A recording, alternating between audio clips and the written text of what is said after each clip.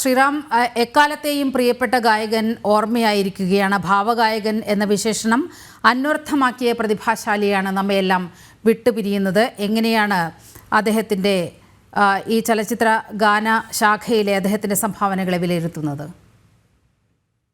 അദ്ദേഹം നമ്മൾ തീർച്ചയായിട്ടും അതൊരു യാഥാർത്ഥ്യമായിട്ട് നമ്മൾ അംഗീകരിച്ചേ പറ്റുള്ളൂ.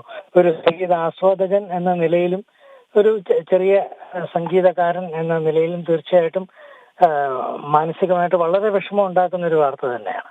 പ്രത്യേകിച്ച് അദ്ദേഹത്തിന്റെ കൂടെ പല പല വേദികളിലും പാടാനുള്ള വലിയ ഭാഗ്യം ഉണ്ടായിട്ടുണ്ട് എന്നുള്ളത് തന്നെയാണ് വലിയൊരു കാര്യം.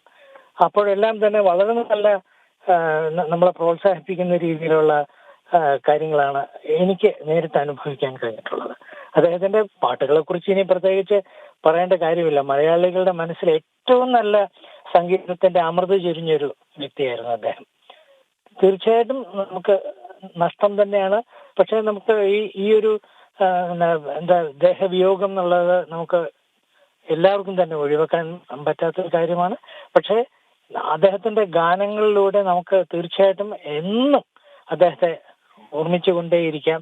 അതുപോലുള്ള ഗാനങ്ങളാണ് അദ്ദേഹം നമുക്ക് സംഭാവന നൽകിയിട്ടുള്ളത്.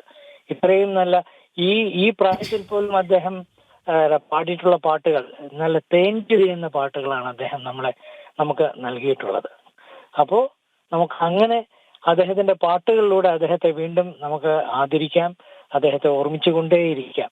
നമുക്ക് അത് മാത്രമേ ഈ ഒരു അവസരത്തിൽ പറയാൻ പറ്റൂ. തീരെ നഷ്ടം തന്നെയാണ്, യാതൊരു സംശയവുമില്ല. പക്ഷെ ഇത് അനിവാര്യമാണ്, ഈ ഒരു വിയോഗം എന്നുള്ളത് അനിവാര്യമാണ്.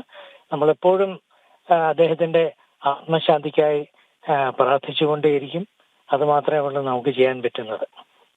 വളരെയധികം നന്ദി ജി ശ്രീറാം ഈ ഘട്ടത്തിൽ അദ്ദേഹത്തെ അനുസ്മരിച്ചതിന്.